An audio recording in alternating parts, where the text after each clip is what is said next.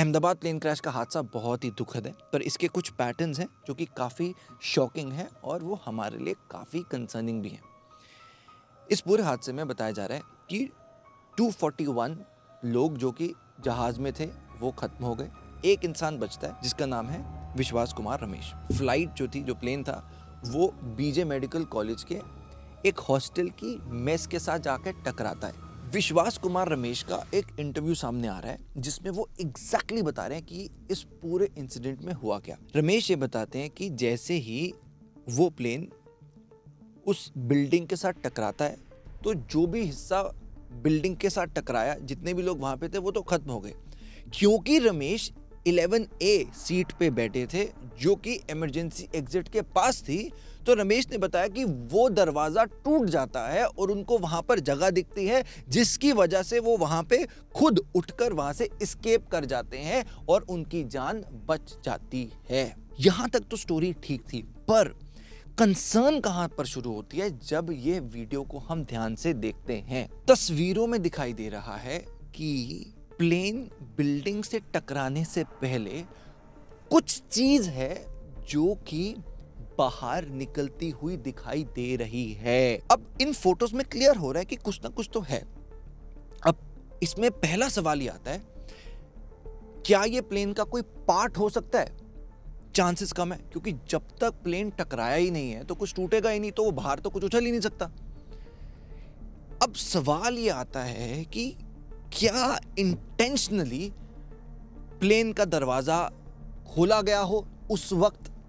क्योंकि अगर आप बोले कि यार हो सकता है कोई बर्ड स्ट्राइक हो, वहां पे बर्ड हो, तो भाई इतनी दूर से एक बर्ड इतने साइज में तो दिखने के उसके भी चांसेस बहुत कम है। अब कुछ लोग ये कह रहे थे कि हो सकता है कि कल तक लोग यही बोल रहे थे कि जो ये बंदा बचा है रमेश, ये कूद गया हो। तो अगर रमेश कूद जाता तो फिर ये इंटरव्यू बिल्कुल गलत है, बट ये इंटरव्यू तो बिल्कुल लेजिटिमेट है क्योंकि एग्जैक्टली ये चीज खुद वो बंदा बता रहा है जिसके साथ हुआ है। सो रमेश तो कह रहा है कि जब वो प्लेन बिल्डिंग से टकराया तब वो बाहर निकला। तो फिर ये चीज क्या है जो कि उस वक्त प्लेन के बिल्डिंग से टकराने के पहले बाहर निकलती है? बहुत बड़ा सवाल है। इससे भी बड़ी चीज मैं आपको एक घटना सुनाता हूं। यह घटना है 15 जनवरी 2009 की। एक जहाज यूएस एयरवेज का 1549, उसके कप्तान थे कैप्टन सली। जैसा अहमदाबाद क्रैश में हुआ वैसा ही कुछ हादसा इसमें हुआ, जिसमें प्लेन के 2 मिनट जैसे ही प्लेन टेक ऑफ करता है उसके 2 मिनट के अंदर अंदर इस प्लेन को जो बर्ड्स हैं वो स्ट्राइक कर जाती हैं, जिसकी वजह से प्लेन के दोनों इंजन खत्म हो जाते हैं, बिल्कुल काम नहीं करते, यानी प्लेन के अंदर कोई पावर नहीं होती। अब ये प्लेन में ये था कि इन 2 मिनट में इस प्लेन ने 2800 फीट तक वो पहुंच गया था, यानी प्लेन 2800 फीट ऊपर पहुंच चुका था।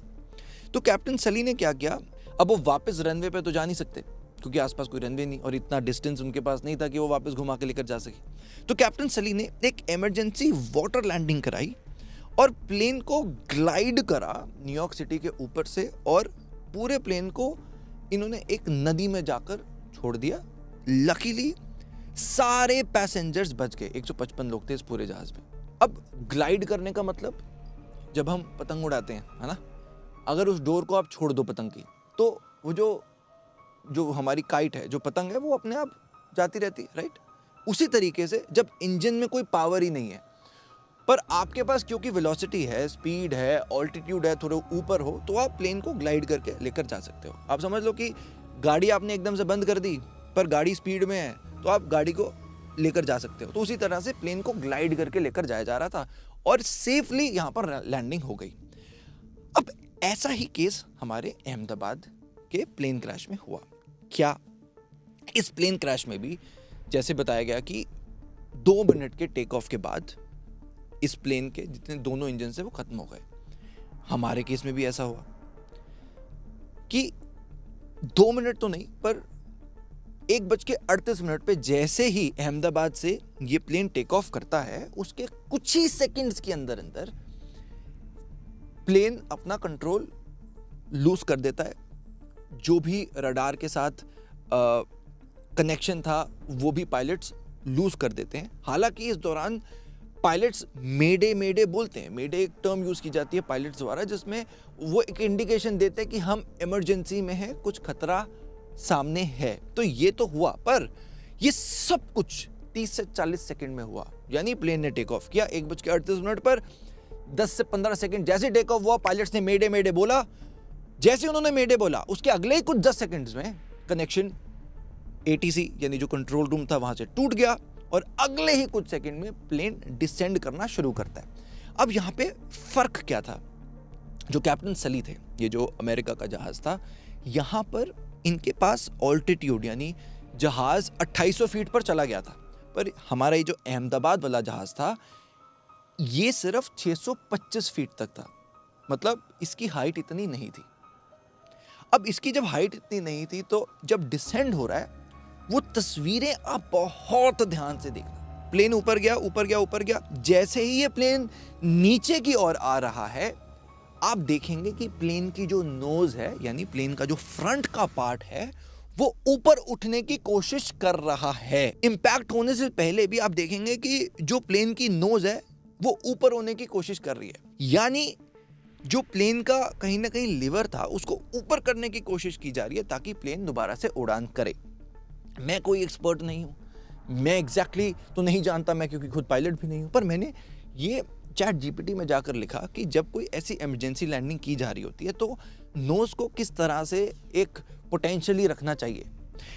चैट GPT कहता है pulling up the nose is not advisable, यानी जब प्लेन क्रैश हो रहा है तो आप प्लेन को उठाने की कोशिश मत करो, क्योंकि आपको शायद ऑल्टीट्यूड तो मिल जाए पर जब हम प्लेन को ऊपर करते हैं लो स्पीड की वजह से प्लेन में स्टॉल आ सकता है जिसकी वजह से प्लेन दोबारा से गिर सकता है। मतलब जब प्लेन, अब अहमदाबाद केस में देखोगे 625 फीट मतलब हाइट तो कुछ थी नहीं और पोटेंशियली इस हाइट में यानी कुछ ही सेकंड में जब प्लेन उड़ाई है तो इतनी स्पीड भी नहीं थी, यानी लो स्पीड और लो ऑल्टीट्यूड। जब प्लेन इस हालत में था तो उसको जब ऊपर उठाने की कोशिश की जा रही थी तो ज्यादा चांसेस थे प्लेन के और बुरे तरीके से, ये जो आपने धमाका देखा इस भयानक रूप से, तो उसके चांसेस और बढ़ गए क्योंकि प्लेन को उठाने की कोशिश की जा रही थी। अब ये होता क्यों है? मैंने आपको वर्ड बोला कि जब लो स्पीड या लो ऑल्टीट्यूड में प्लेन के उड़ाने की कोशिश की जाती है तो स्टॉल हो जाता है। स्टॉल मतलब क्या होता है? आप समझिए कि ये हवा आ रही है, ठीक है, यहाँ से हवा आ रही है और मेरा हाथ ऐसे है, ठीक। अब सीधी सी बात है कि हवा अगर ऐसे आ रही है और मेरा हाथ ऐसे जा रहा है तो मैं हवा को काटते हुए आगे जाऊंगा, सीधी बात है। बट अगर हवा ऐसे आ रही है मैं हल्का सा हाथ को ऐसे कर दूंगा तो थोड़ा सा मुझे मुश्किल होगा चलने में, ऑब्वियसली, क्योंकि यहाँ से हवा मुझे धक्का मारेगी। पर अगर मैं अपने हाथ को बिल्कुल ऐसे कर दूंगा, एरिया बढ़ गया, हवा भी बढ़ गई, तो अब मेरा हाथ हिलने लग जाएगा, राइट। अब बस इन मेरे दोनों हाथों को प्लेन की विंग्स की तरह सोचो। जब प्लेन ऐसे चल रहा है तो हवा को काट रहा है, पर प्लेन जब ऐसे टेक ऑफ कर रहा है, ऐसे जब प्लेन के विंग्स हो रहे हैं तो वो हवा के विरुद्ध जा रहा है, हवा को अपोज कर रहा है, जिसकी वजह से प्लेन में स्टॉल होना शुरू हो जाता है। इसी को स्टॉल कहते हैं कि जब लो स्पीड और लो ऑल्टीट्यूड में प्लेन को उठाने की कोशिश की जा रही है तो विंग्स तो ऐसे हो रहे हैं ना, क्योंकि लो स्पीड है, क्योंकि वो उसकी ऑल्टीट्यूड, उसकी हाइट कम है, तो प्लेन स्टॉल करना शुरू कर देता है। स्टॉल मतलब वो हिलना शुरू कर देता है। ऑब्वियसली बात है, हवा आ रही है, मेरे विंग्स ऐसे हो रहे हैं, तो आप सोच के देखो, इमेजिन करो ना कि प्लेन कैसे हिल रहा है। इस दौरान ये पोटेंशियली हो सकता है। अब इसमें एक और बड़ा सवाल, मेरे जैसा आम व्यक्ति ये चीज गूगल में जाके 2 मिनट में देख पाया। उस जहाज में जो पायलट थे उनका नाम था कैप्टन सुमित सबरवाल। 8200 आवर का फ्लाइंग एक्सपीरियंस, उनके को पायलट को 1100 आवर्स का flying experience, international flight. Boeing का ये जो जहाज था 7878 ड्रीम लाइनर, 2009 में इसकी इंसेप्शन हुई थी, अभी तक का सबसे सेफेस्ट जहाज माना जाता है।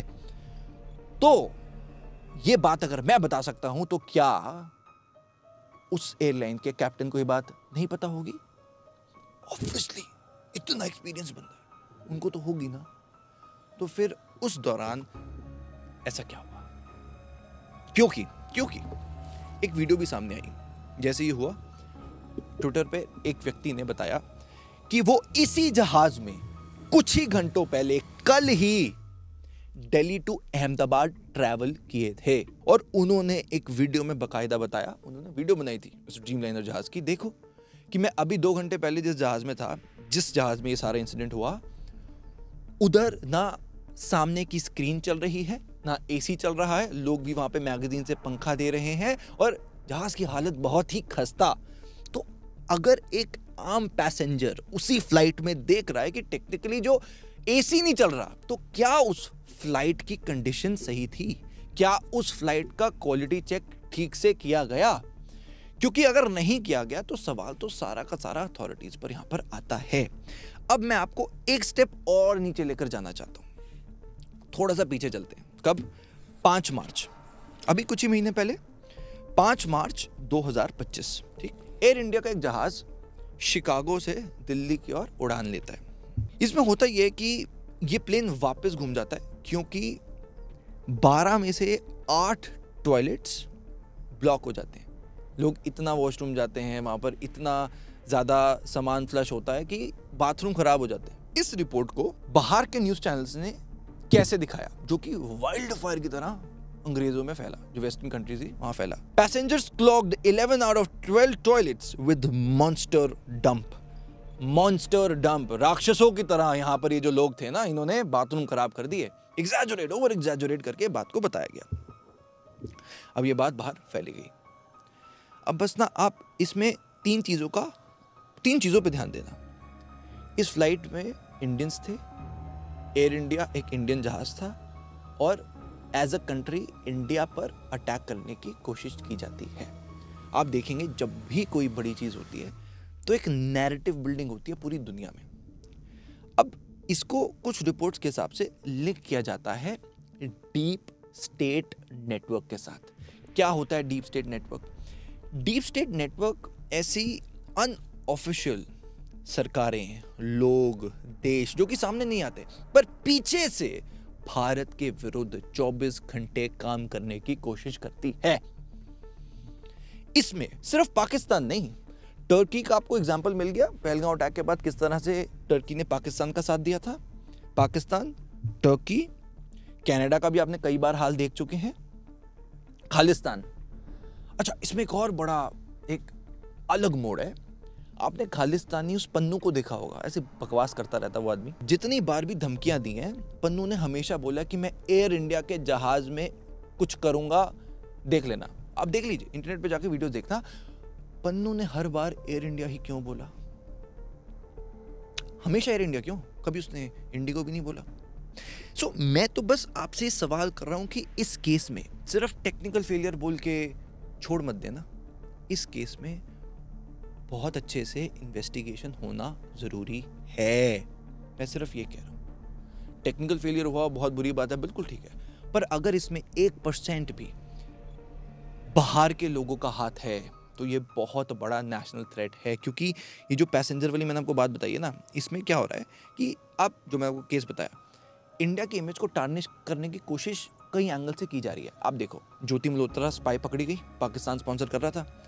अगर यार पाकिस्तान एक यूट्यूबर को पैसा दे सकता है तो क्या बड़ी बात है कि इन लोगों ने ऑब्वियसली ऐसे इंडियंस को जो बिक गए होंगे उनको पैसा दिया हो और बोला हो कि बस इंटरनेशनल फ्लाइट में जाकर तुमने ऐसा गंद मचाना है कि भारत की इमेज को नीचा करा जा सके। अब आप देखो, नैरेटिव देखना, बस देखते रहो किस तरह से ट्विटर फ्लड कर जाएगा।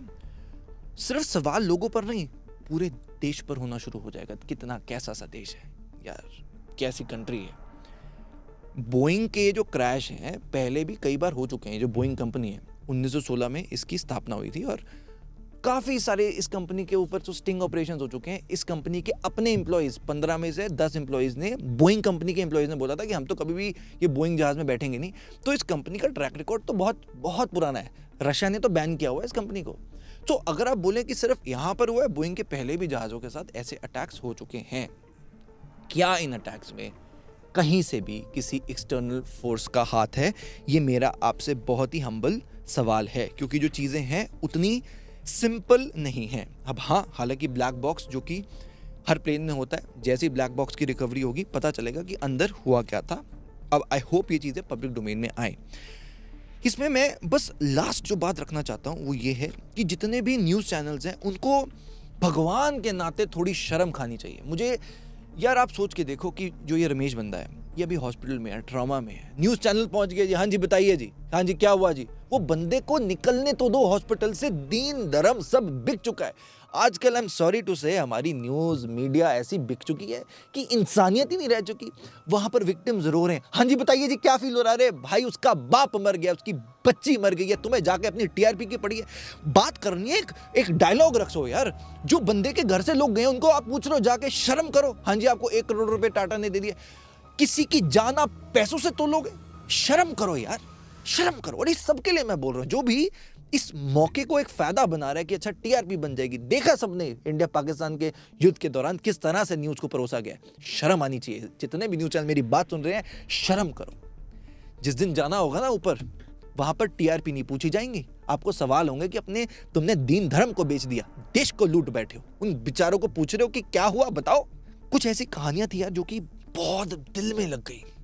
प्रतीक जोशी थे इस फ्लाइट के अंदर, डॉक्टर हैं, लंदन में काम किया और बहुत ही मेहनत से इन्होंने अपना एक करियर सोचा कि मैं अपने पूरे परिवार को लंदन लेकर आऊंगा। इस फ्लाइट में डॉक्टर प्रतीक जोशी के साथ डॉक्टर कोमी व्यास थी जो कि इनकी वाइफ थी, उदयपुर की रिनाउंड डॉक्टर थी। इन्होंने सारा जो कोमी व्यास थी, इन्होंने अपना अभी रिसेंटली रिजाइन किया था जहाँ पे भी काम करती थी, सब पैक करके 3 छोटे छोटे बच्चे। बहुत प्यारी सी वो तस्वीर है जिसमें उन्होंने लास्ट सेल्फी डाली कि हम गोए जा रहे हैं लंदन में। सब खत्म हो गए यार, पूरा का पूरा परिवार ही खत्म हो गया। इस फ्लाइट में एक्स सीएम गुजरात के विजय रूपानी भी थे। इनकी कैसी बात थी जो कि मुझे लगता है कि लाइफ में कभी कभी ऐसी चीज़ें होती हैं जो कि गूज़बम्स दे देती हैं। इनकी पहली जो गाड़ी थी ना, जो विजय रूपानी है, इनकी पहली गाड़ी का नंबर था 1206, ठीक है। जिस दिन इनका आखिरी दिन था, यानी कल जब ये हादसा हुआ, वो डेट भी 12 जून थी, 12/6। एक मैगजीन भी आई जिसमें, उस मैगजीन में एयर इंडिया का जहाज, जो तस्वीरें आ रही थी जिस तरह अटैक की, उस मैगजीन में as it is Air India का वही जहाज बना हुआ था जिस तरह से अटैक हुआ है। तो कुछ चीज़ें ऐसी हैं जो कि शायद अनबिलीवेबल है। उसी इंसिडेंट के पास वहाँ पर देखा जा रहा है कि जब हाँ सब कुछ खत्म हो गया, वहाँ पर एक गीता मिलती है। वहाँ पर लोग देख रहे हैं कि देखो एक गीता वहाँ पर पड़ी हुई थी। मैंने यही एक कहीं पढ़ा और ऐसा सोचा कि लाइफ कितनी अनप्रेडिक्टेबल है। कुछ सोचो यार, कुछ लोग हनीमून करने जाते हैं पहलगांव, वहाँ पर अटैक हो जाता है।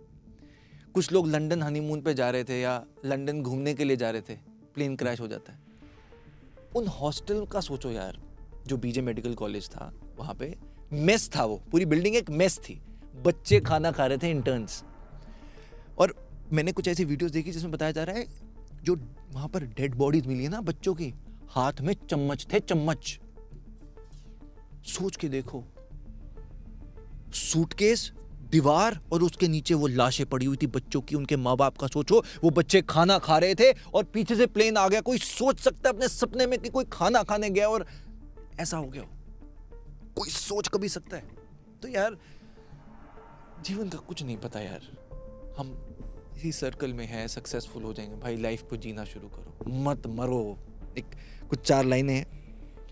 आज एक हंसी और बांट लो, आज एक दुआ और मांग लो, आज एक आंसू और पी लो, आज एक सपना और देख लो, आज एक जिंदगी और जी लो।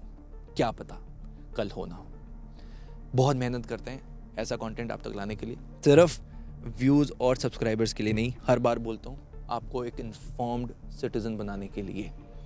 आज की जो भी बातें हैं, बहुत दुख है, पर हमें इस पर एक्ट करना चाहिए ताकि आगे चलकर ऐसा कुछ नहीं हो।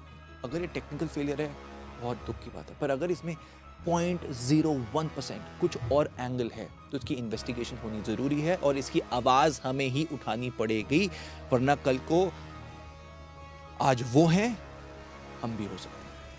आपके क्या व्यूज़ हैं मुझे कमेंट सेक्शन में ज़रूर बताइए। जय हिंद।